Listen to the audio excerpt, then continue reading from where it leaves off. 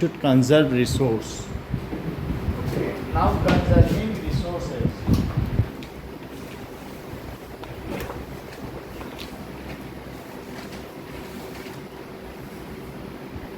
So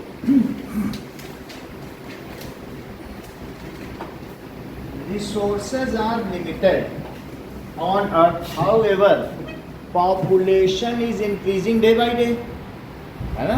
population तो बढ़ती जा रही है और रिसोर्सेज उस हिसाब से पानी और ये सब तो है नहीं। ये तो नहीं कि हर एक आदमी के लिए स्विमिंग पूल बन सकता है, या कितनी भी आप लकड़ी जला दो, क्या उतनी लकड़ी है फॉरेस्ट से नहीं आएगी। So we should use them wisely, judiciously. उसको हमें कैसे यूज़ करना चाहिए, बहुत देख करके। इसी तरह से कुछ भी है, even paper is a resource, तो हमें लिखना है हम कम से कम लें। इवन एक बर्गर आता है तो यहाँ पर हम लोग एक पेपर में समोसा लेके खा लेते हैं, लेकिन अमेरिकन ऐसे नहीं खाते हैं। पहले बर्गर पैक होगा, फिर उसको बड़े डिब्बे में पैक करेंगे, फिर पॉलीथीन में पैक करेंगे, फिर एक हम जो खाते हैं उसमें जितना वेस्ट जनरेट करते हैं उससे 10 गुना वेस्ट अमेरिकन जनरेट करते हैं।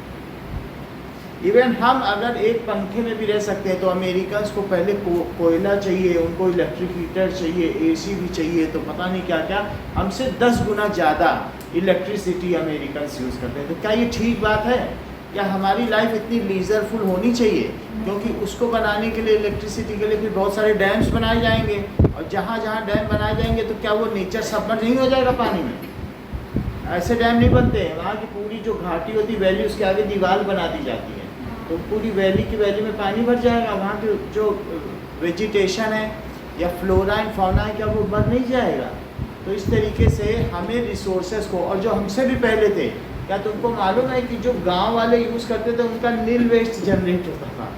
पता नहीं उनका कैसा मैनेजमेंट था, वो मिट्टी के बर्तनों में खाते थे, वो कभी इस तरीके से वेस्ट करते ही नहीं थे चीज़ों का। तो गाँव में कभी कचरा गाड़ी नहीं जाती है, क्योंकि उनमें पॉलीथीन का भी यूज़ नहीं है, ऐसी कोई चीज़। हाँ, पॉलीथीन अब भले ही होने लगे, लेकिन हमसे जो हमारे फोर फादर्स थे वो किस तरीके से चीज़ों को यूज़ करते थे। इवन वो डेफिकेट कराते थे खेतों में, वो न्यूट्रिशन में बदल जाता था कुछ समय बाद। बर्तनों में खाना खाते थे तो पॉलीथीन या वेस्ट कुछ जनरेट नहीं होता था। जो वेजिटेबल पील थे वो भी वो कंपोस्ट बना लेते थे। तो बोलो गाँव में वेस्ट कहाँ से आएगा? क्या कोई रीज़न है, कोई कुछ है जिसमें वेस्ट जनरेट होगा? हम लोग जिन वेजिटेबल्स को फेंक देते हैं, पॉलीथीन फेंक देते हैं, वही तो हमारे घर का वेस्ट है, और ऐसा वहाँ नहीं होता था। So as we are living modern life, the day by day the waste is getting generated and their disposal itself is a big concern for government. Disposal आपको मालूम है, कभी आप निजामुद्दीन जाओ या और भी लक्ष्मी नगर दिल्ली में, तो वहाँ कचरे का पहाड़ है, और उसके आसपास रहने वाले लोग किसी न किसी बीमारी से ग्रसित हैं। क्यों?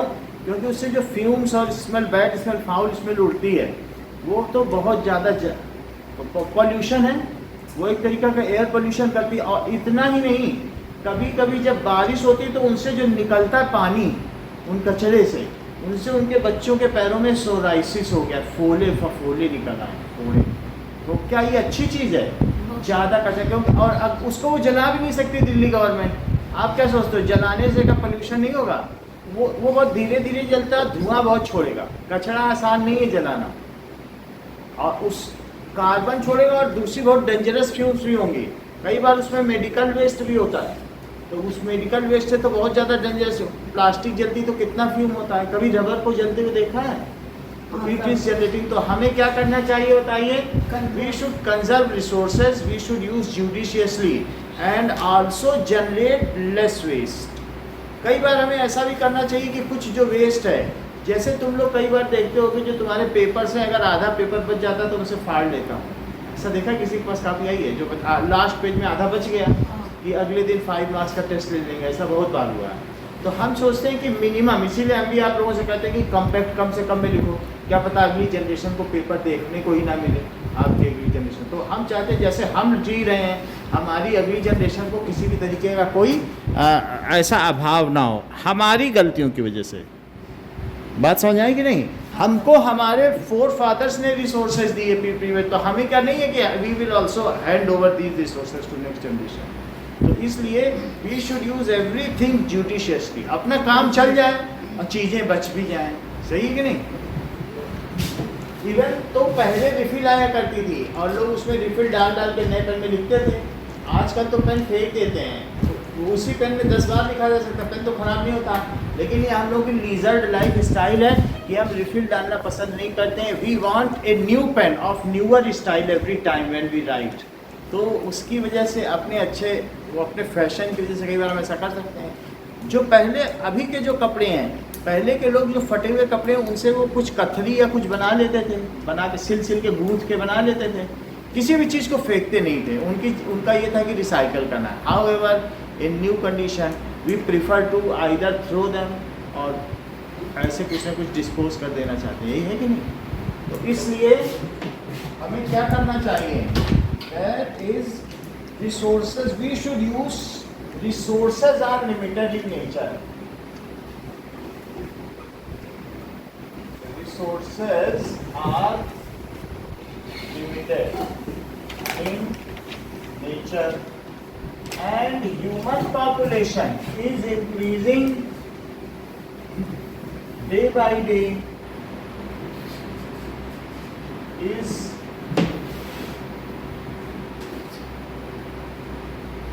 increasing day by day। तो हमें क्या करना चाहिए? So the demand for resources is also increasing. We should use resources, we should use resources wisely, wisely for our need and conserve them. और उन्हें किसके लिए कंजर्व करना है बताइए? For future, for future and conserve them for our forth coming generation, जो आगे आने वाली पीढ़ियां हैं, for our forth coming generation.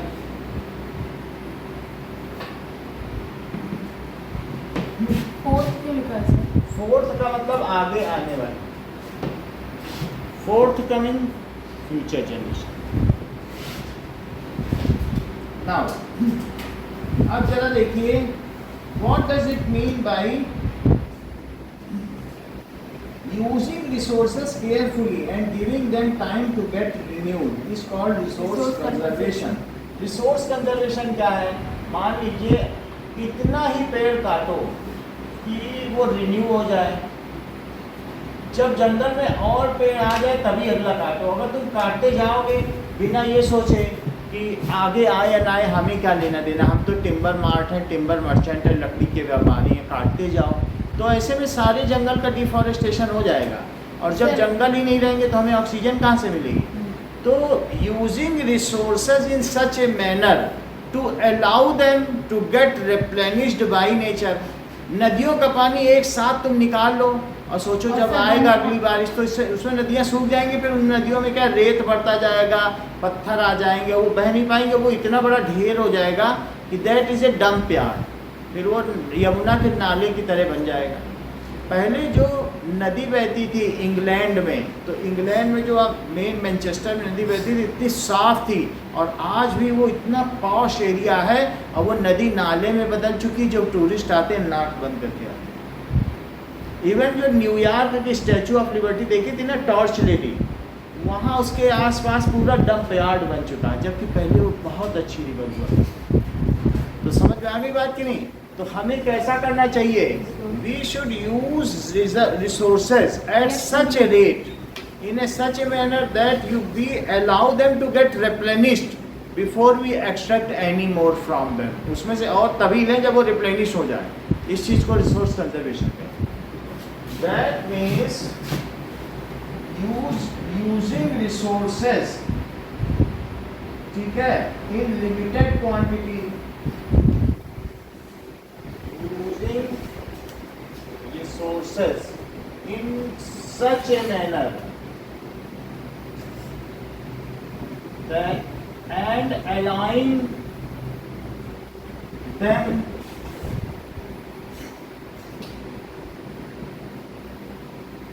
to get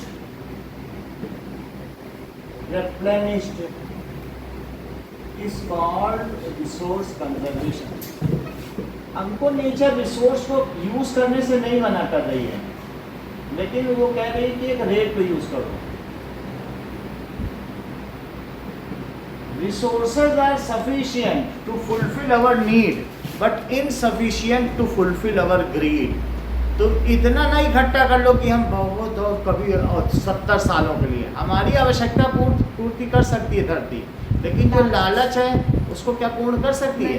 नहीं कर सकती है. So we should use them wisely. For example, cut trees in such a rate, at such rate that they get time to grow up again before cutting it next time. इस चीज को कहेंगे resource conservation. तो हमारे forest कभी भी कम नहीं होंगे अगर हम उतना ही पेड़ काटेंगे फिर या हम उतना लगा दें. तो resource, what does it mean bye sustainable development? सतत पोषणीय विकास की अवधारणा से श्रद्धा आप क्या समझती हैं? हम इसका यूज करते हैं फॉरेस्ट की. हम अगर हम उससे फॉरेस्ट से 2 पेड़ लिए तो हम 2 पेड़ लगा देंगे. लगा दें और फिर इतना ही नहीं कि लगा के भूल जाएं.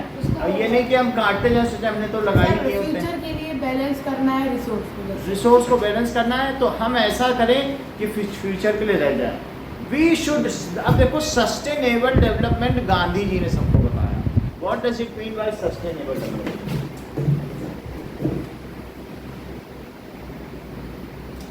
नाउ सस्टेनेबल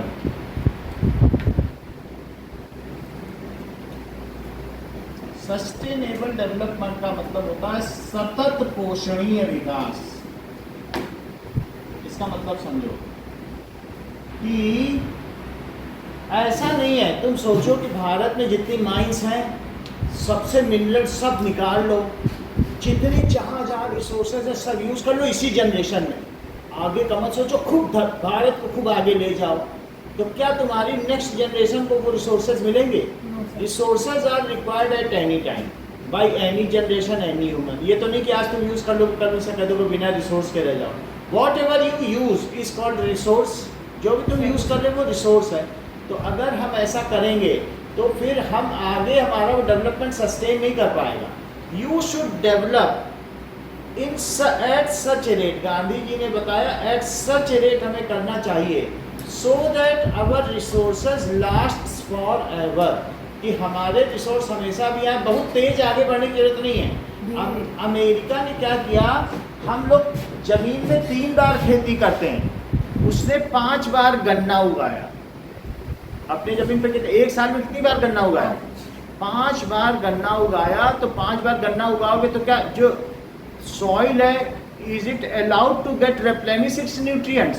तुम जमीन को छोड़ो ही ना 1-2 महीने के लिए भी, तो क्या जमीन में फिर से न्यूट्रिएंट्स आ जाएंगे? बस निकालते चले जाओ. फसल उगाने का क्या मतलब है कि तुम जमीन से सारे न्यूट्रिएंट्स लेते जा रहे हो. तो वहाँ की जमीन 3 साल के अंदर अंदर उसके सारे सॉइल के न्यूट्रिएंट्स चले गए और पूरी वो रेत बन गई. और उसने गन्ना क्यों उगाया? इसलिए उगाया कि वो गन्ने से पेट्रोल बनाता था, उसके केन शुगर के जूस से अल्कोहल बनाया था, अल्कोहल से गाड़ियाँ चलाता था. इससे उसे गल्फ कंट्री से पेट्रोल नहीं लेना पड़ता था. तो वो जो मैनचेस्टर की ज़मीन थी वो रेत बन गई. तो उसके गुबार जब उड़े तो वो 10-10 मीटर यानी 3-3 मंजिल तक उड़े. और 3-3 मंजिल के जो मकान थे उससे सबसे ऊपर तक रेत से ढक गए. वहाँ के लोग शहर छोड़ के चले गए और आज वो बुद्धों का शहर कहलाता है. तो क्या ऐसा डेवलपमेंट ठीक है कि जिसमें हम किसी भी चीज़ को इतना एक्सप्लॉइट करें कि वो चला ही जाए? सो सस्टेनेबल डेवलपमेंट का क्या मतलब होता है कि हम ऐसा विकास करें कि आगे भी सब चीज़ें रहें. Now balancing the need to resources and conserve them for future. हमें किन दोनों के बीच में संतुलन स्थापित करना है? We should balance the use of resource and conserving for future. इनके बीच बैलेंस, कितना यूज करें कितना छोड़ें. अगर इनके बीच में तुमने एक बैलेंस स्थापित कर लिया, यही तो कंजर्वेशन है। We should keep this in mind that it should be conserve for our future. Balancing the use of resources and conserving them for future also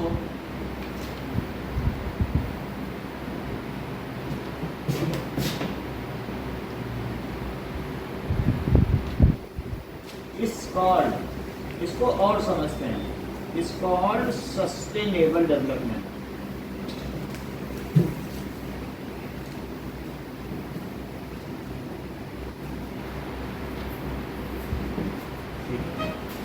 Aniket, ये गूगल में करते हो, गूगल मीट में तो जूम हो जाता है वीडियो की नहीं? तो जूम होने के बाद लेटर्स क्लियरली दिखते हैं कि वो नहीं दिखते हैं? ठीक है, चलो अच्छा है। तो अब इसके आगे देखें कि वी शुड, ठीक है, डू डेवलपमेंट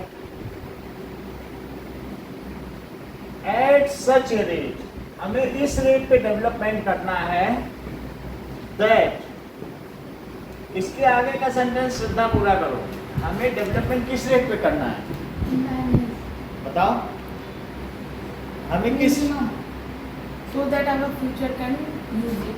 हाँ, सब कुछ resources, so that resources are left for our future generation. हमें अपना विकास इस स्तर पर, इस रेट पर करना है, इस गति से करना है कि हमारे संसाधन हमारे आगे आने वाली पीढ़ियों के लिए भी बचे रहें।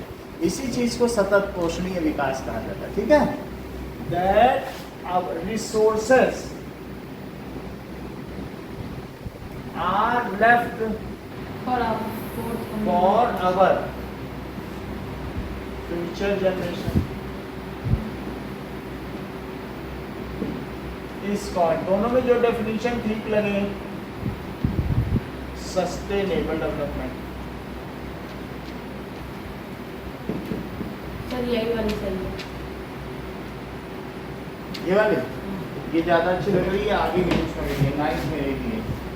नाउ अब देखो सस्टेनेबल डेवलपमेंट के क्या प्रिंसिपल है important? Sir, respect and care all the forms of life, improve the quality. Principle of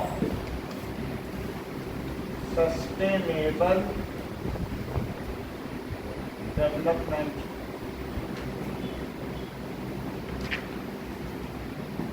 पहली चीज, respect and care for all forms of life. हम ये ना सोचें कि हम समुद्र से पानी निकाल रहे हैं या तेल निकाल रहे हैं तो तेल को फैलने दो, तेल समुद्र में। जब तुम तेल निकालते हो ना, कई बार जैसे कई सी कोस्टल एरिया में रिलायंस ने लगा रखा है, हाँ। तो मुंबई हाई में उसने लगा रखा है, तो बहुत सारा तेल स्पिल भी हो जाएगा। तो अगर वो ना सोचे कि स्पिल हो रहा है तो होने दो, मर रहे हैं मछलियाँ तो मरने दो, तो क्या ये ठीक है? We should respect all form of life, सबको जीने का अधिकार है। तो इवन माइनिंग में बहुत सारे आप सोचो मर रहे हैं तो मरने दो, बहुत सारे लोग, बहुत प्राणी जीव जंतु मर जाते हैं, तो ऐसा नहीं सोचना। या आप फॉरेस्ट में कुछ निकाल रहे हो तो सोचो कि किसी भी फॉर्म ऑफ लाइफ को नुकसान हो रहा है तो होने दो। तो respect all form of life.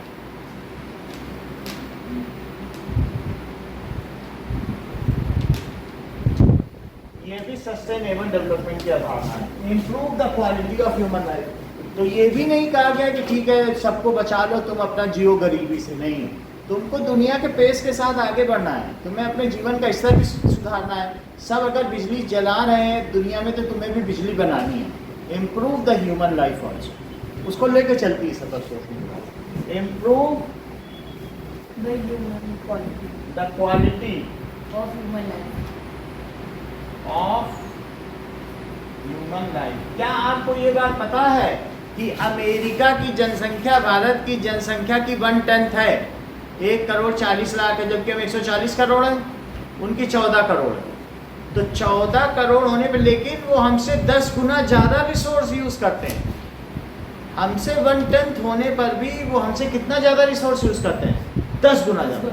हमसे 1/10 है, लेकिन पूरे भारत में जितना रिसोर्स है उसका 10 गुना यूज़ करते हैं। और हमसे 10 गुना वेस्ट वो जनरेट करते हैं। यही लाइफ स्टाइल यूरोपियन कंट्रीज का भी है, क्योंकि वहाँ पे सब अंग्रेज लोग रहते हैं, तो वो मॉडर्न, इसको मॉडर्नाइजेशन समझते हैं। हाउ एवर दे एलिगेट us, they put allegations on us, वे हम पर आरोप लगाते हैं कि you are responsible for greenhouse effect. अरे हम कैसे रिस्पॉन्सिबल हैं, हम तो तुमसे 10 गुना ज़्यादा हैं, और हम 10 गुना कम करते। पेड़ भी हमारे 23% है पूरे भारत में, हमारी जितनी एरिया उसका 23% अपने जो फॉरेस्ट के लिए छोड़ रखा है। How we are responsible for, but it is their agencies which are taking ratings, और उन्होंने यूएन में भी बोल रखा है these Asian countries are responsible for greenhouse effect. उनको कोई बोलने वाला नहीं है, तो इस वजह से तो क्या वो लोग यहाँ पर improve the quality of human life तो कर रहे हैं, but they do not care for the rest of earth, for the future of earth, for the next generation. वो क्या किसी की देखभाल सोच रहे हैं? तो ये नहीं सोच रहे हैं। तो इसलिए हमें ऐसा नहीं करना है। रिसोर्स कंजर्वेशन का प्रिंसिपल उन्होंने फॉलो नहीं किया है। Conserve the earth, vitality and diversity. Even जो मैकडोनल्ड्स और ये जो पिज़्ज़ा की बड़ी बड़ी कंपनियां हैं ना, वो 1 पैक में करेंगे, फिर 2 पैक में डोमिनोज, फिर 3 पैक में, तब तुम्हारे यहाँ खाना पहुँचेगा। तो वो जो इनका कॉन्सेप्ट है वो यूरोपियन और अमेरिकन का ही। तीसरा देखो, बोलो। minimize the depletion of natural resources. तो सुपर पावर इस वजह से है क्योंकि उसने कभी युद्ध लड़ा ही नहीं। अमेरिका की धरती पे आज तक कोई युद्ध नहीं लड़ा। जब भी कोई देश युद्ध लड़ता है तो 50 साल पीछे चला जाता है। तो एनी कंट्री देख लो, रशिया है, अमेरिका को इस बात का फ़ायदा मिला है कि वो एक सेपरेट कॉन्टिनेंट है, और सेपरेट कॉन्टिनेंट होने की वजह से वो किसी से लड़ता ही नहीं है। Even America is always involve in war. वो सब अपने हथियार भेज रहा है यूक्रेन को। जहाँ भी युद्ध होता है, ईरान हो, इराक, सब हथियार भेजे। वो अपनी ज़मीन पे नहीं लड़ता, और जब वो अपने हथियारों से लड़ता है तो सारी दुनिया डर जाती है, अरे युद्ध हो रहा है, अब हथियार खरीदो। किससे खरीदो? अमेरिका कहता है हमसे खरीदो, देखो हमारे हथियार वहाँ काम दिखा रहे, कमाल, तो वही हथियार खरीदो। तो वो अपने हथियारों का प्रचार करता है, दूसरे देशों को डाउन करता है। जैसे रशिया उसके समय में कभी एक बार उसके बराबर उठने की कोशिश किया था, तो उसने रशिया को बड़े वार में ढकेल दिया, उसके 16 पार्ट्स करा दिए। पहले यूएसएसआर था, अब उसके 16 टुकड़े उसने करा दिए। तो अमेरिका ने बहुत लड़ाइयाँ लड़ी हैं, लेकिन क्या अमेरिका में कभी लड़ाई लड़ी गई? और अमेरिका सबसे पहले आज़ाद भी हो गया, यानी 1905 में वो आज़ाद हो गया, 1915 में उसका संविधान बन गया, तब से उसने लड़ाई भी नहीं लड़ी। तो वो एक नेशन के रूप में सबसे पहले हो गया। और इवन फर्स्ट वर्ल्ड वार और सेकेंड वर्ल्ड वार में अमेरिका के ऊपर एक भी बम नहीं गिरा, जबकि अमेरिका इन्वॉल्व था। अमेरिका इन्वॉल्व वर्ल्ड वार 2 में, भाई वर्ल्ड वार 2 में जो उसके क्या कहते हैं शिप्स पे आक्रमण हुआ, जिसमें 315 सैनिक मारे गए। तो शिप पे आक्रमण होना देश है ना, पर्ल हार्बर पर, तो वहाँ पर उसके शिप पे आक्रमण हुआ, लेकिन उसकी ज़मीन पे आक्रमण नहीं हुआ। तो इस वजह से उसे हमेशा फ़ायदा हुआ कि नहीं, और हमेशा वो बढ़ता चला गया। यही सीक्रेट है। हथियार उसके यूज़ नहीं हुए, या उसको कभी माइनस में बैक नहीं जाना पड़ा अपने डेवलपमेंट में। वो हमेशा आगे बढ़ता रहा, और वो अलग कॉन्टिनेंट है, उसको किसी से अपना खतरा ही नहीं है। क्या उसकी सीमा पे कोई दूसरा देश बढ़ रहा है?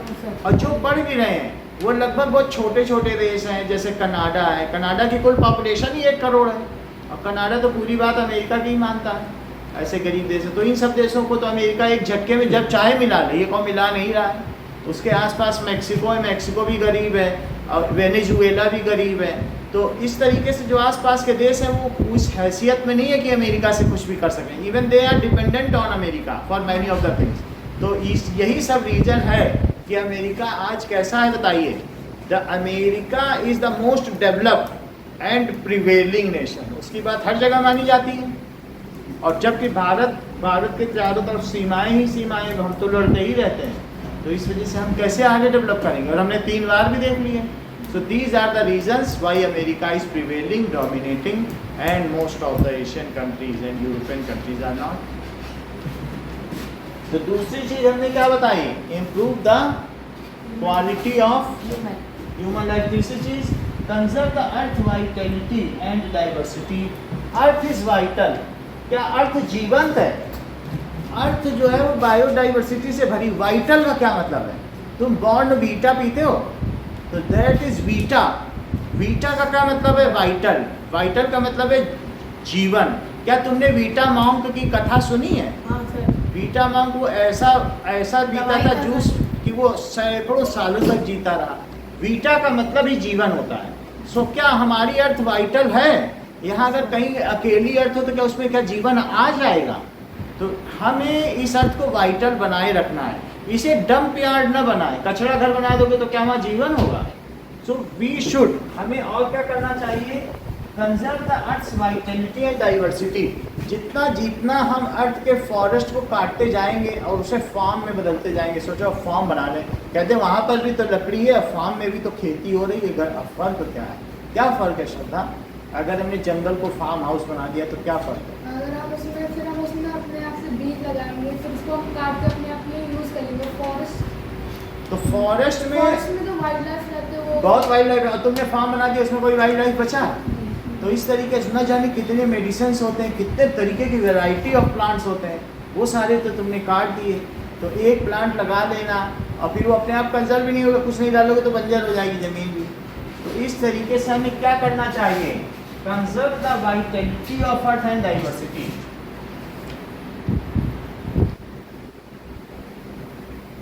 वाइटलिटी का मतलब है अर्थ की जीवंतता एंड और विविधता। डाइवर्सिटी का क्या मतलब है? क्या तुम समझते हो? उसमें बहुत तरीके की वैरायटी ऑफ लाइफ है। वाइटलिटी का मतलब जीवित होना है और इसका मतलब है विविधता। तुम क्या समझते हो? एक्वेरियम में ज़्यादा लाइफ फॉर्म्स होंगी कि सी में? क्योंकि वहाँ तुमने उसको छेड़ा नहीं, उसमें न जाने क्या क्या होगा। तो जब तुम सोचते हो कि उसी पानी को हम एक्वेरियम में डाल दें तो बहुत लाइफ फॉर्म मर जाएंगी, क्योंकि उनका जो इकोसिस्टम है वो तो बर्बाद हो गया ना। तो that is vitality and diversity of अर्थ।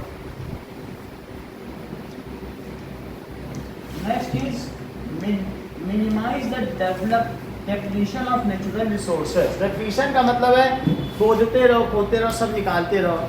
अर्थ के पास बहुत नेचुरल रिसोर्स है और तुम उसको धीरे धीरे खाली करते रहो, डिप्लीट करते रहो। तो हमें इस पे ज़्यादा ध्यान नहीं देना चाहिए कि बहुत सारी चीज़ें लाओ, आज ही सारे पेट्रोल से उड़ लें, बहुत उड़ान भर लें। तुम उड़ान भर लोगे, एक दिन पेट्रोल खत्म हो जाएगा, नीचे आ जाओगे। So do not keep an habit, cultivate an habit to deplete the resources को खाली करने में विश्वास मत रखो। Whatever is with you, it is sufficient for you, you should bear your life, be happy with that much resource. ये नहीं कि अमीर हो, अंबानी के बेटे हो तो सब खाली कर दो, खाली मत करो। So do not deplete, minimize the depletion of natural resource. The depletion of natural resource. Fifth, change personal attitude and practices towards the environment. तो किसका पर्सनल एटीट्यूड एनवायरनमेंट के नेगेटिव में है श्रद्धा? किसका पर्सनल एटीट्यूड एनवायरनमेंट के against में? बोलो, कौन सी कंट्रीज का? America. They are not thinking about the life on earth ना। तो इसलिए हमें अपना एटीट्यूड चेंज कर लेना चाहिए। क्या हमें वेस्टर्न सिविलाइजेशन की ओर भागना चाहिए? लोग वेस्टर्न कल्चर की ओर भागते हैं, वैसे हम बन जाए, उनकी नकल करें। Is it good? ये नहीं है। जबकि हमारे ऋषि मुनियों का कल्चर ऐसा है कि वो ज़ीरो वेस्ट के लिए सोचते थे। They are not generating any waste. तो वो ज़्यादा अच्छा कल्चर है कि जो पॉम्प एंड शो, दिखावा। So change our attitude, personal attitude and practices. Change personal attitude and practices towards environment। अगर हम सोचें कि ठंड ज़्यादा पड़ रही है तो हमें कोयला जलाना चाहिए कि एक स्वेटर एक्स्ट्रा पहन लेना चाहिए? ऐसा कर देने से वो उससे क्या होगा कि पोल्यूशन भी नहीं होगा, हमारा कोल भी कंजर्व हो जाएगा। तो इस तरीके से अगर हम बहुत ज़्यादा लीजर्ड लाइफ, आरामदेह ज़िंदगी नहीं जिएंगे तो उससे क्या होगा? वी कंजर्व होगा। पॉपुलेशन इज इंक्रीजिंग एक्सपोनेंशियली, बड़ी तेजी से बढ़ रही है। So if we will not care that, then earth will also take revenge of it. क्या अर्थ भी हमसे बदला ले लेगी कभी ना कभी, और उस समय हम कुछ नहीं कर पाएंगे। जो अर्थ में तुम आज देख रहे हो कैलेमिटीज और कहीं कहीं कुछ कुछ आ रहा है, क्या ये उसी का ही एक झलक मात्र है? Something what ever is happening in earth, natural calamities या डिजास्टर, जानते हो क्या होता है natural disaster? Disaster management team भी बनती है। अचानक कोई चीज़ आ जाए, प्राकृतिक आपदा, ये ज़्यादा आने लगी, पहले इतनी नहीं आती थी, लेकिन चूंकि हमने मौसम के साथ और क्लाइमेट के साथ खेलना शुरू कर दिया है, तो इस वजह से क्या ये सब हो रहा है। And even we could not control it and forecast it. बहुत जगह तो ऐसे हो रहा है कि हम पहले से पता भी नहीं लगा पाते होने वाला है। क्या तुमने या तुम्हारे मम्मी पापा ने पहले कभी साइक्लोन या चक्रवातों के बारे में इतना सुना है? पहले नहीं आते थे। However, nowadays it is frequent, जगह जगह। अब 47 डिग्री टेम्परेचर भी होने लगा है इंडिया में, जो कि पहले 42 43 ही होता था। 5 डिग्री एवरेज बढ़ गया है पिछले 20 साल में। And even we are so comfortable life leading कि हम जो है 40 डिग्री नहीं बियर कर सकते। बाहर लोग चल चल के ऐसे ही 47 में गिर रहे हैं और मर रहे हैं, ऐसा भी हो रहा है। हमें वो बियरिंग पावर नहीं रह गई है, रेजिलियंस नहीं रह गई है, रेजिस्टेंस पावर रह गई है, क्योंकि हमने आराम में जीना शुरू कर दिया। तो इस तरीके से आगे देखिए, enable communities to care for their own environment, enable communities to care for their own। जो कम्युनिटीज का मतलब समझो, जो हमारे चारों तरफ जिनसे हम इंटरेक्ट करते हैं, गाय बैल घोड़ा भैंस बकरी, तो इसी तरीके से बहुत सारे पक्षियों की भी कम्युनिटीज़ है। तो कम्युनिटीज़ के लिए हम बर्ड सेंचुरी और ये सब ना बनाएं। वो जो नेचुरल हैबिटेट में रहती थी उनको अपने एनवायरनमेंट का केयर करने दो, do not interfere with them. So enable communities, जो कम्युनिटीज़ हैं उनको उनके एनवायरनमेंट की खुद केयर करने दो। अगर हम इंटरफेयर करेंगे तो हम उनके इकोसिस्टम को डैमेज कर बैठे। हमें मालूम नहीं है वो किसको खाती हैं, क्या करती हैं। तो केवल 2 पॉइंट बताओ, वैसे तो 6 पॉइंट है, श्रोता बोलो इनमें सही से प्रिसाइज बताना।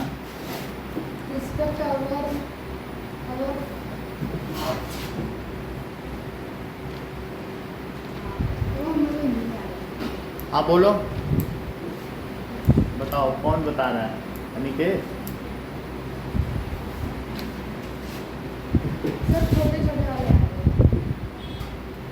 राइट साइड का, ओके ओके ना। चलो अभी कुछ कुछ दिखा। Sir, respect all the forms of life, improve the human quality. हाँ Sir, change personal attitude and चलो preserve the earth, बता दो, quality बताओ। and diversity. Respect all forms of life, change personal attitude, किसके लिए? change personal attitude, poor management of बोलो 2 point, फिर देखो फिर पूछेंगे। Sir, respect all the forms of life, improve the human quality, quality of human life, हाँ conserve the earth, vitality and diversity, हाँ, और और आप बताओ कुछ।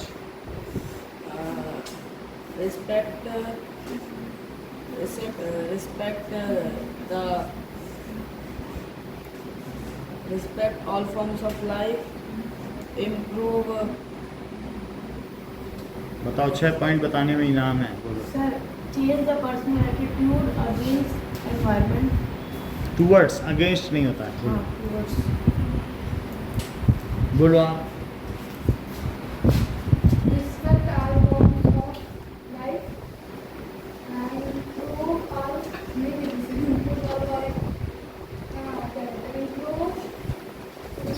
quality of human life.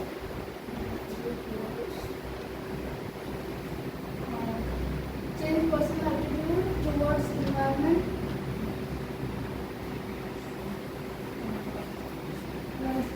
फिर से देखो, बोलो। minimize the depletion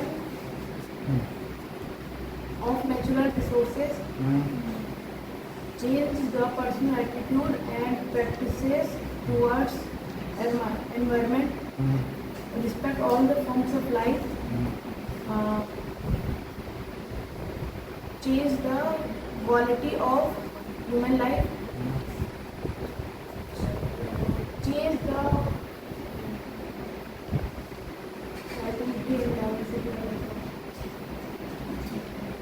और देखो चेंज है कि improve the quality, respect all forms of life. हमें सभी तरह के लाइफ फॉर्म का रिस्पेक्ट करना है और इम्प्रूव करना है क्वालिटी को। Conserve the vitality of earth, vitality and diversity of earth, minimize the depletion of natural resources को कम से कम यूज़ करें, सभी लाइफ फॉर्म की इज्जत करें, ये जो मनुष्य की सभ्यता का विकास करें, ठीक है, अर्थ की जीवंतता और विविधता को बनाए रखें। चेंज पर्सनल एटीट्यूड, हमारा जो एटीट्यूड है, दृष्टिकोण है, पर्सनल एटीट्यूड किसके खिलाफ, टुवर्ड्स एनवायरनमेंट पे जो हम प्रैक्टिसेस करते हैं, रॉन्ग प्रैक्टिसेस, उसको बंद करें। Change and enable communities to care for themself, सभी कम्युनिटीज पे हस्तक्षेप ना करें, do not interfere in the life of various communities, जैसे बर्ड्स हैं, एनिमल्स हैं, वो अपने आप जी लेंगे, they will survive and make their habitat as per them. So allow communities to take care of their environment themselves। अब बताओ शायद सभी आपको सबसे पहले क्या करना है, respect all the forms of human life, all forms of life, improve the quality of human life, और human life, conserve the vitality and diversity, बोलो, कंजर्व द वाइटलिटी एंड ऐसे 3 पॉइंट तुम्हारे हो गए, और 3 बोलो।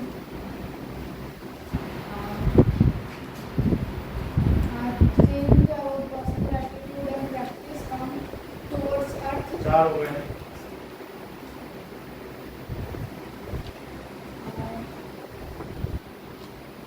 do not interfere other communities। हमें 3 हो गए। नहीं, फिर से पूछेंगे।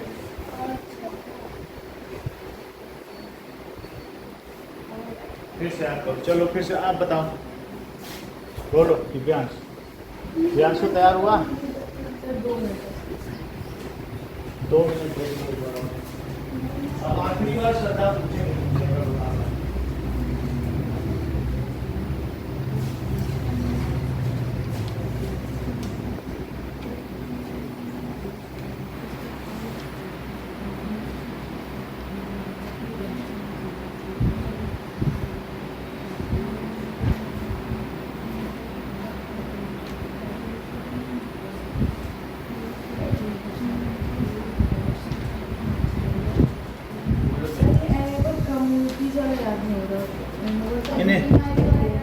Enable communities to care for their own environment, मतलब allow communities to care। जो दूसरी कम्युनिटीज, जब चीता के लिए हम सेंचुरी बना रहे हैं, एनिमल पार्क बना रहे हैं, वो सब मत बनाओ।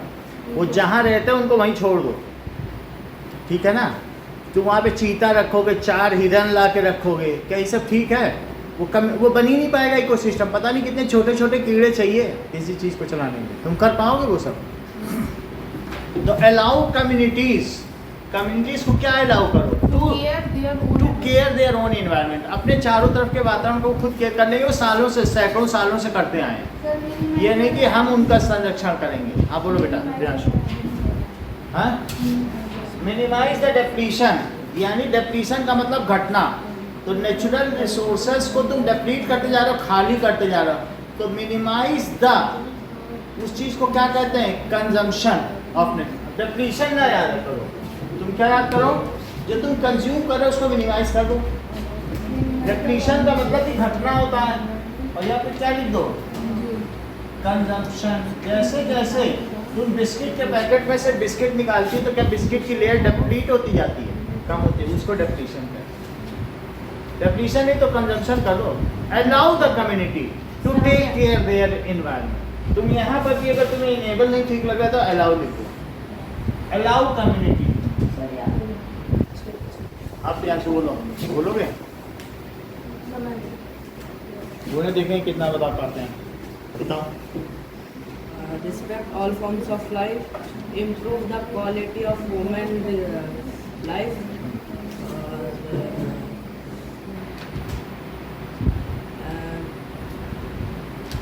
conserve the vitality and diversity of earth.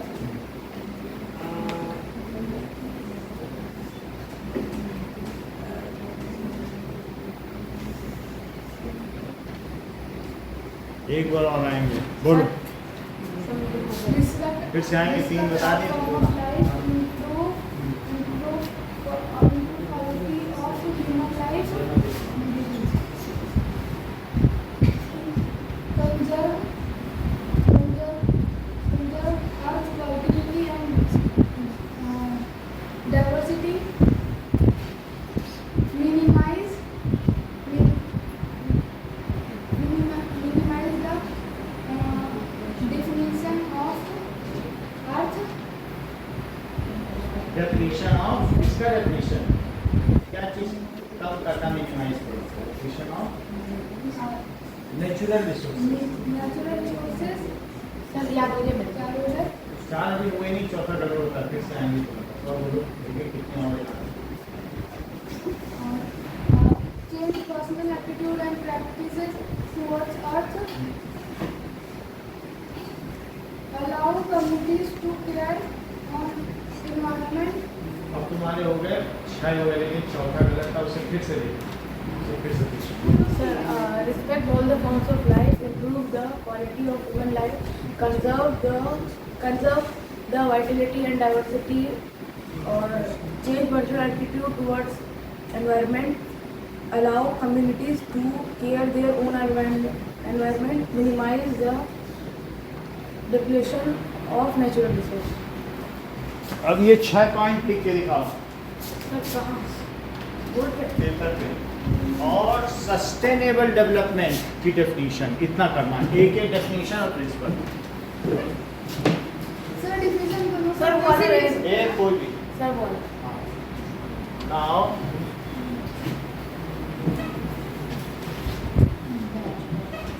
define sustainable development and what are the principles of sustainable development? Define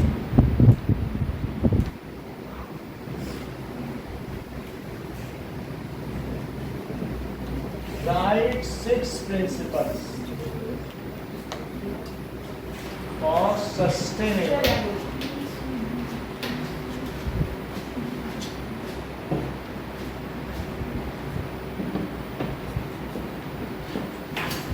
चलो इसको लिखो।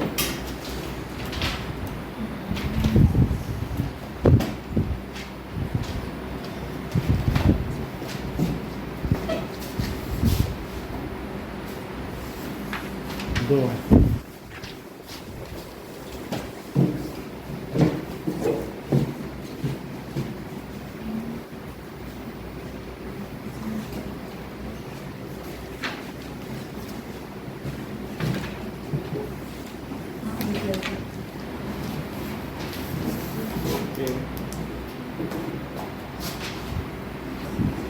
Says are unequally distributed because the factor differ so much हाँ, over the earth. क्योंकि सब जगह का relief pattern अलग अलग है, तो उसकी वजह से जो रिसोर्सेज है वो भी अलग अलग होंगे कि नहीं, Sir, यही बात है। सो टोपोग्राफी सब जगह की अलग अलग है। हाँ।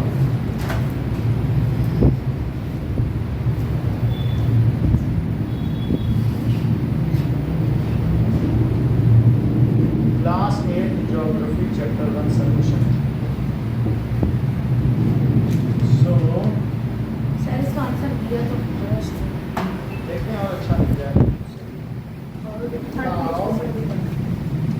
So resources are distributed unequally over Earth because different natural conditions and physical factors. हर जगह का है। पाँच लिख सकते हैं। हाँ। मैंने मिनिमाइज वाला नहीं लिखा। नहीं कोई बात नहीं, 5 लिख दिया तो ठीक। क्योंकि natural physical factors differ, natural condition differ, climate differ, altitude differ, हर चीज़ तो बदल रही है कि नहीं? तो that is resources are distributed. जैसे खाड़ी देशों में, गल्फ कंट्रीज में ऑयल बहुत है, फॉसिल फ्यूल हमारे यहाँ नहीं है, तो क्योंकि वहाँ की अलग कंडीशन होगी, यहाँ की अलग कंडीशन। तो resources are distributed unequally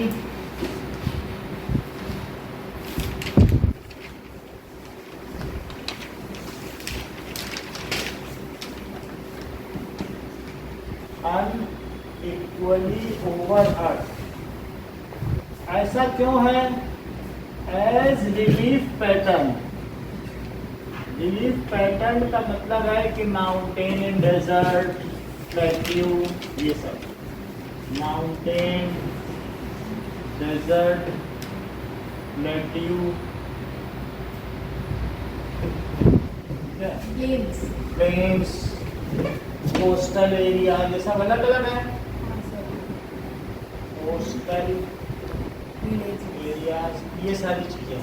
so two as relief pattern differ, relief pattern differ, हर जगह का इस वजह से क्लाइमेट डिफर कर रहा है। तो कहीं कुछ है, कहीं कुछ है। एल्टीट्यूड डिफर, एल्टीट्यूड डिफर, ठीक है। So the abundance of natural resources differ, इस वजह से सब कुछ बदल जाता है। Now, second part, what is resource conservation? Sir, using resource and giving them time to replenish. Using resources In manner.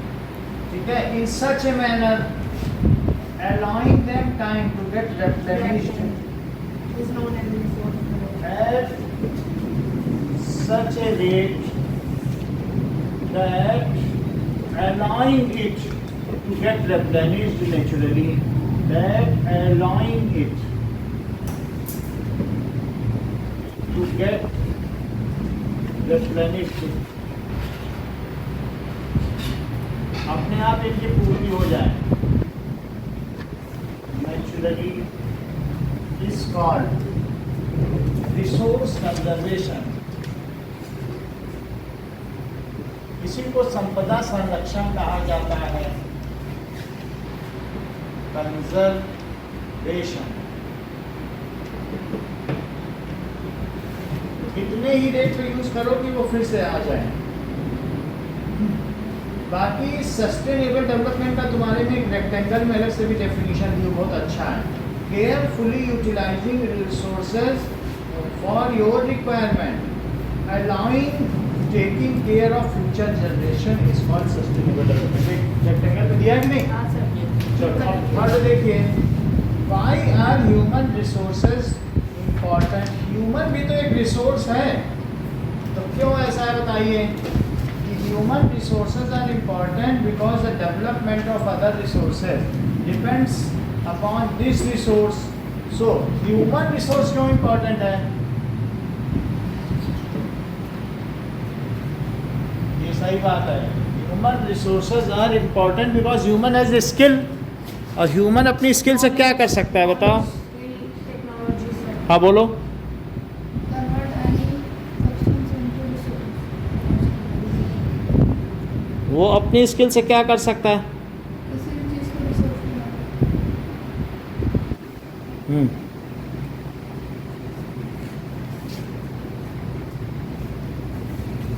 ये भी बात सही है।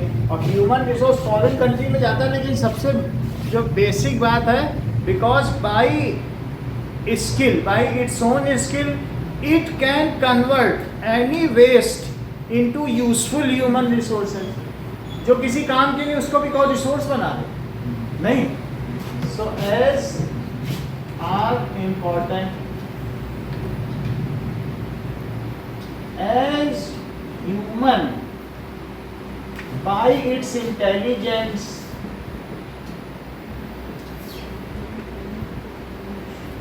knowledge, skill से क्या कर सकता है? skill can convert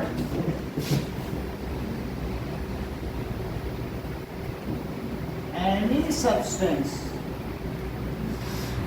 into useful human resource.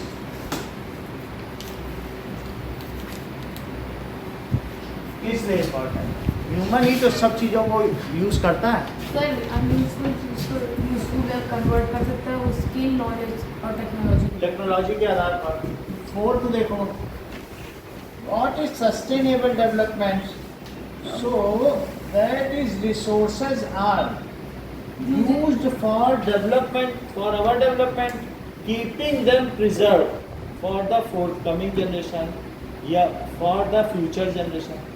Sir using resource in such way that the resource left for the future development word भी आना चाहिए। Using resources for the development of current generation at such a rate, क्योंकि यहाँ word development भी है ना। So using resources for development of current generation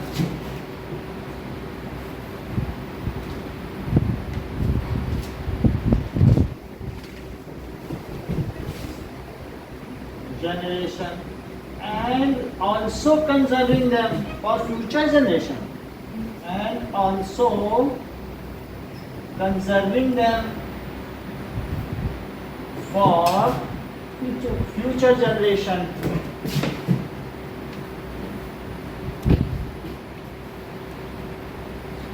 इसी को कहते हैं कि हम सस्टेन कर रहे हैं। सस्टेन का मतलब है you are prevailing for a long period, सतत पोषणीय। सतत का मतलब हमेशा जो पोषित हो सके ऐसा विकास। इसीलिए सस्टेनेबल डेवलपमेंट को कहा गया सतत पोषणीय। सिर्फ तुम अपना ही विकास नहीं करो कि हम मर गए तो विकास खत्म, क्योंकि सब कुछ खत्म। तुम्हारी कार अब किचन बन गई, उसमें खाना पकाओ, चल तो सकती नहीं क्योंकि पेट्रोल बचा ही नहीं है। या तो कार में बैठ जाओ, पर्दा लगाओ, किचन बनाओ, ऐसा ठीक लगेगा? तो इस तरीके से such a manner and conserving them for future generations is called development, sustainable. हो सकता है ये डेवलपमेंट स्लोवर लगे, लेकिन ये वाइसफुल है। ऐसे डेवलपमेंट से आप ह्यूमन रेस को बचा ले जाओगे, क्योंकि तुम वाइसफुली चलोगे तो लंबे समय तक जियोगे। तो जल्दी विकास पाना अधिक महत्वपूर्ण है कि वो विकास जो लंबे समय तक चले, वो चले। धीरा जल्दी से नहीं मतलब है, एक जल्दी पा ले और आगे टर्मिनेट कर जाए, है ना? तो that is not good. Okay, अच्छा टिक करो करेक्ट आंसर सेकंड में। Which one of the following does not make substance as resource? तो अगर यूटिलिटी हो रही है,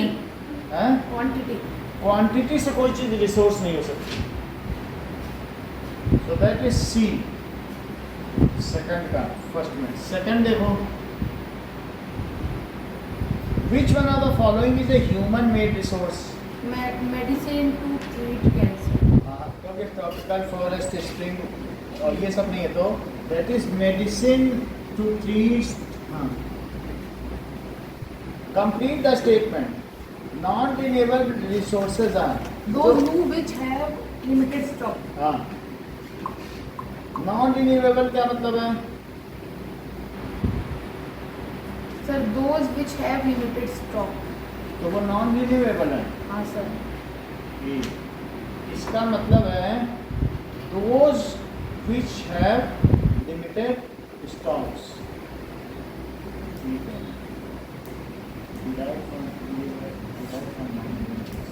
यही लिखा है सबके में।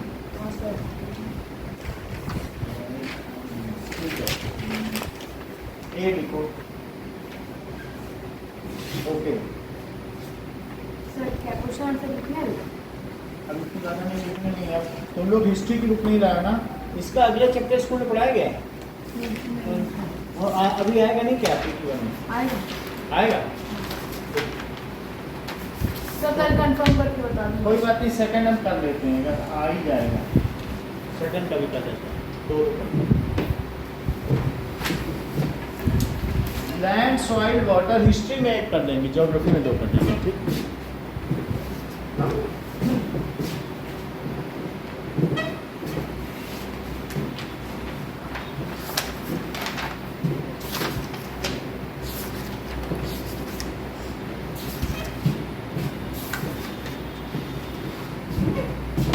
Land, soil, water, natural vegetation and wildlife resources. Land, soil, water, natural vegetation and wildlife resources.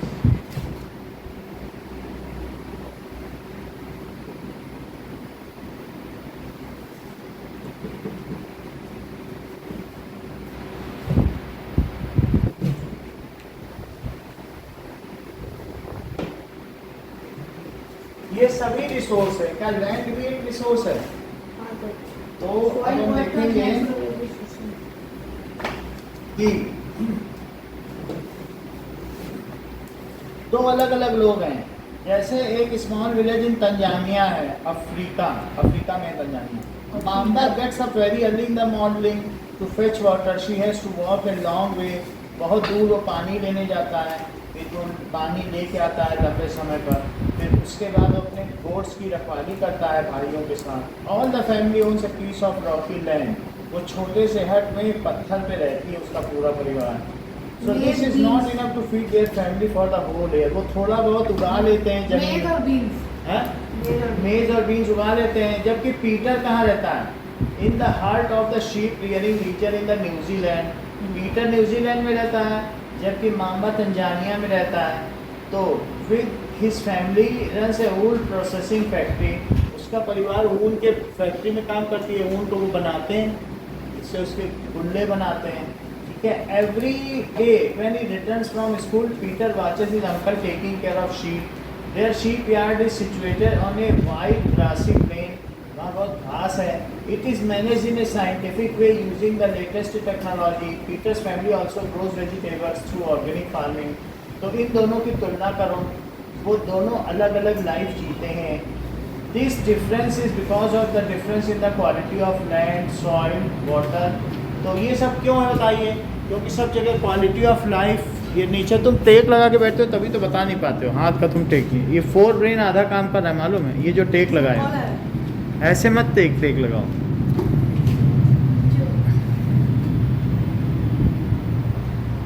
Hello, ठीक है। नाउ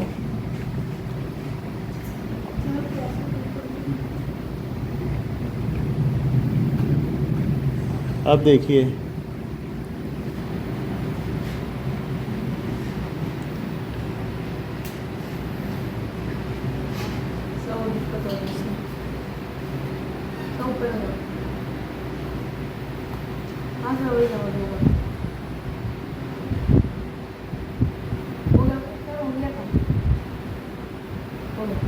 चलो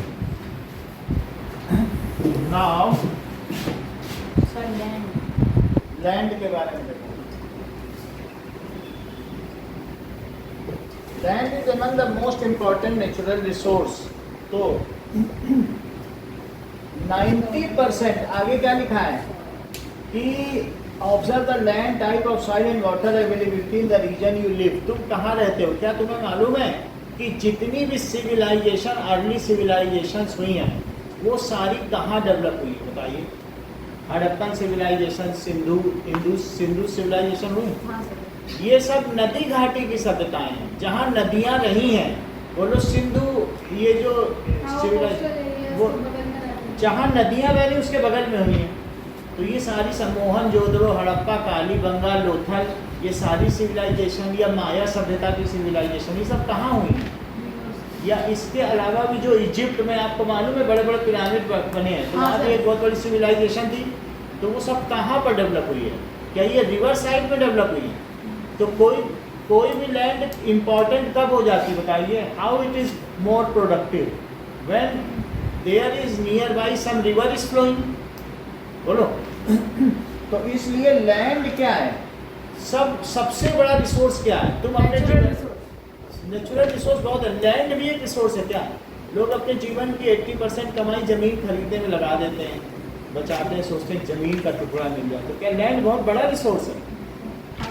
so land is among the most important natural resource, क्योंकि लैंड से तो आप खेती कर सकते हो, तो घर बना सकते हैं। घर बना सकते हो। It covers only about 30% of total area of earth surface and all parts of this small percentage is not habitable. जितना धरती पे जगह है स्पेस, उसमें से 30% पे ही लैंड है, 70% पे नहीं, पानी है, 70% पे क्या है? पानी है। और उस 30% में भी ऐसी जगह है 40% में ही लोग रहते हैं। बाकी तो कहीं साइबेरिया है, तो कहीं थार मरुस्थल है, थार डेजर्ट, कहीं सहारा डेजर्ट है, कहीं अमेजन के जंगल है।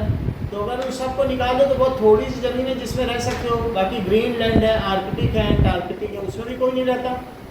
सो a very small percentage of place जो है जहाँ पर लोग रहते हैं, ठीक है कि नहीं? नाउ अगर हम देखें तो पूरे वर्ल्ड में पॉपुलेशन डेंसिटी का कैसा डिस्ट्रीब्यूशन है, जरा देखो तो।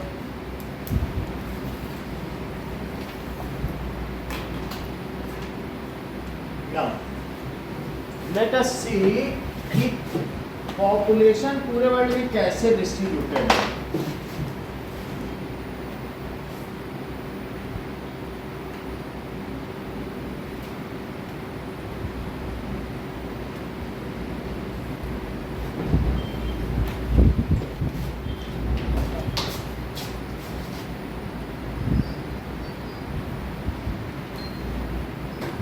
Okay,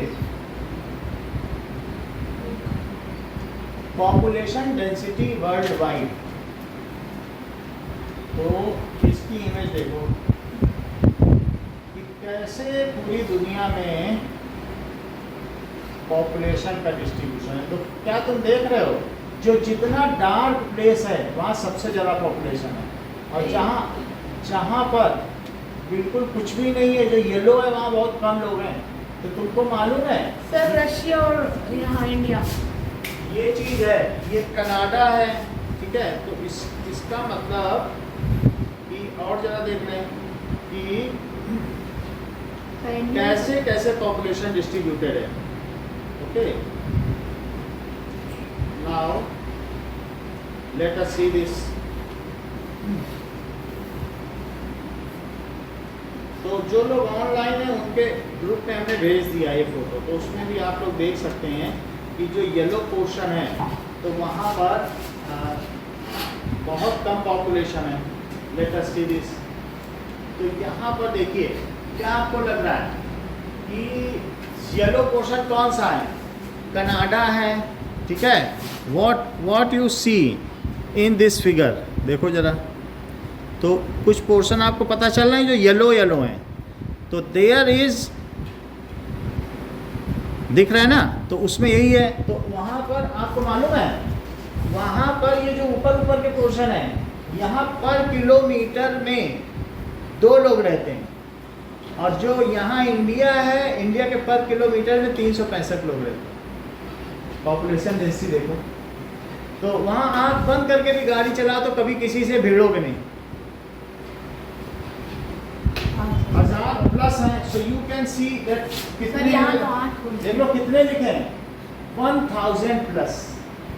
how dense is the population. इसमें बिहार, ब्लैक कौन सा है? ब्लैक है ब्लैक कौन सा है? क्या चीज़? ब्लैक कौन सा है सर? ब्लैक पोर्शन है। तो और भी ये वेस्ट बंगाल है, ये जो पूर्वी बंगाल, बांग्लादेश देखो, और जापान। तो ये जो पोर्शन है ना, बांग्लादेश ब्लैक दिख रहा है, हाँ ये मोस्ट पॉपुलेटेड है। सिंगापुर देखो ब्लैक, उधर छोटा सा हाँ सर वो है। और भी कहीं कहीं आप तुम देख रहे हो, झारखंड अभी इंडिया का भी दिखाएंगे। तो लैंड एक रिसोर्स है।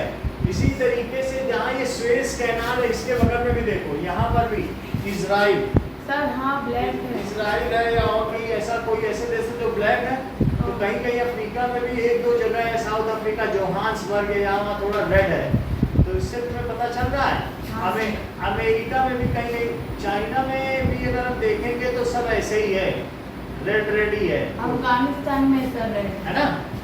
तो रेड का मतलब क्या हो, कोरोना की वजह से रेड मतलब सर 150। चार्ट अब इसमें देख लेंगे कब का है, लेकिन ये लेटेस्ट ही रहता है। सो इस तरीके से उतना ज़्यादा फर्क नहीं पड़ता है। इतनी तो पॉपुलेशन में नहीं, तो रेड वहाँ 150 है, इंडिया में 1000 है, तो पॉपुलेशन डेंसिटी इंडिया में ज़्यादा है। लेकिन साउथ अफ्रीका, ये जो रशिया है, रशिया बहुत बड़ा है, उसका मोस्ट ऑफ द रीजन देखो खाली ही है। रशिया का रीजन आप देख रहे हैं। So it is this. तो लैंड के बारे में अगर देखा जाए तो क्या कहा गया है, रशिया बड़ा है और लेकिन वहाँ पॉपुलेशन डेंसिटी कम है। तो लैंड रिसोर्सेज है, देखो 90% of the world population occupies only 30% of land area. विश्व की 90% जनसंख्या कहाँ रहती है, 30% जमीन पर, और 70% जमीन पर कितने लोग रहते हैं, 10%। देखो पीपल, जो पीपल 90% है वो कितने लैंड पर रहते हैं, 30%, और 10% पीपल कैसे रहते हैं, 70%। जितनी जमीन है तो 70% जमीन में 10% रहने का, यहाँ तो वहाँ बहुत बर्फ होगी या जंगल होंगे या पहाड़ होंगे, तभी तो वहाँ नहीं रहता। तो ज़्यादातर लोग थोड़ी सी ज़मीन में रहते हैं, क्योंकि वहाँ आसपास क्या होगा, हमारे भारत में ड्रेनेज सिस्टम है, नदियों का जाल है, कम से कम 30 नदियाँ भारत में बहती हैं, जबकि दूसरे ऐसे देश हैं जहाँ एक नदी निकलती है।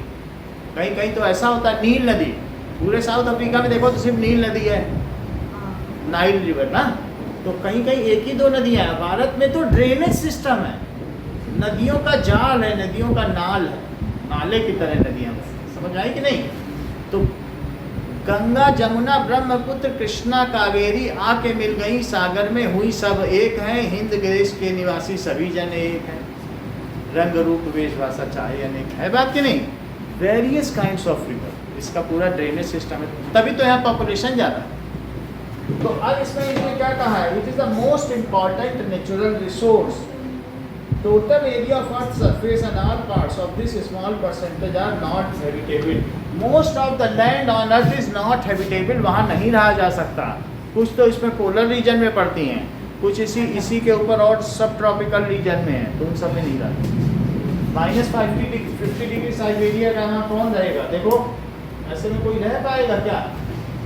तो ये देखिए लाइफ पॉसिबल नहीं है। तो most coldest region on the land, coldest जगह देते हैं, तो ऐसी जगहों पे जहाँ -71 हो वहाँ कैसे कोई रहेगा, कोई नहीं रह सकता। तो ऐसा हमने जगह एक भेज दिया है ग्रुप में, आप लोग भी देख लें कि how it is very difficult to live at their place. ये देखो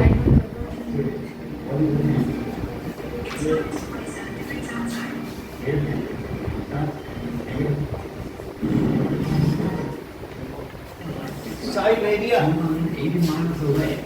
और यहाँ से यहाँ तक ट्रांस साइबेरियन रेल मार्ग है जो 23 दिन में पहुँचता है, 23 दिन में चलता ट्रेन। ये सब बर्फीला इलाका है। चलो देखो ये जिस कारण में सब बर्फ जमी हुई है, सब में बर्फ जमी हुई है, ये देख रहे हैं ना, कपड़ा लकड़ी बन गया है। ये देखो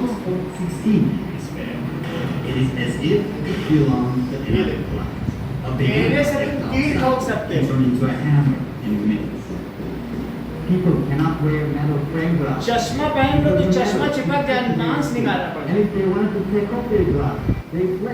ये जैसे मीट चिपक जाएगा, चश्मा ऐसे चिपकेगा, जब चश्मा निकालोगे मांस ऊपर जाएगा, ऐसा हो जाएगा चश्मा। तुम समझ सकते हो कैसी हालत, तो ऐसे में कौन रहेगा, तो तुम्हें समझ में आ गया। तो लैंड में ऐसी बहुत सारी जगह हैं जहाँ पर कोई भी नहीं रह सकता है, ऐसा इसमें भी है। अब आप तो now it is not habitable, the uneven distribution of population mainly due to varied characteristic of land and climate. कहीं कहीं का क्लाइमेट बहुत ही होस्टाइल है। होस्टाइल का क्या मतलब होता है, आक्रामक। द सर्वाइविंग कंडीशंस आर एडवर्सिबल, बहुत एडवर्स है, वहाँ रह नहीं सकते। तो इसलिए बहुत सारी ऐसी जगह हैं, माउंटेन के स्टीप स्लोप्स हैं, तो यहाँ पर नहीं रहा जा सकता है। Uninhabited plains and river valleys offer suitable land for agriculture. तो कौन कौन सी जगह पे लोग रह सकते हैं? प्लेन्स में रह सकते हैं, वैलीज में रह सकते हैं, ठीक है, प्लेट्यू में रह सकते हैं। प्लेट्यू में भी बहुत कम लोग रहते हैं क्योंकि वहाँ बारिश नहीं होती है। सो this is the use of land. अब जरा देखिए सेल्सबर्ग इन ऑस्ट्रेलिया, तो सेल्सबर्ग में पॉपुलेशन ठीक ठाक। In how many ways the land has been used in ever picture. तो लैंड में किसी तरीके से खेती भी की जा रही, रहा भी जा रहा। Plains and river valleys are most suitable places for living. Okay, इतनी बात हो गई। अब आप लोग एक्सरसाइज का फर्स्ट क्वेश्चन करके दिखाइए।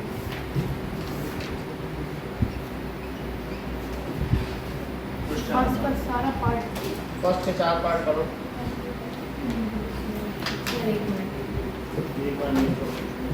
Okay, now all of you can leave.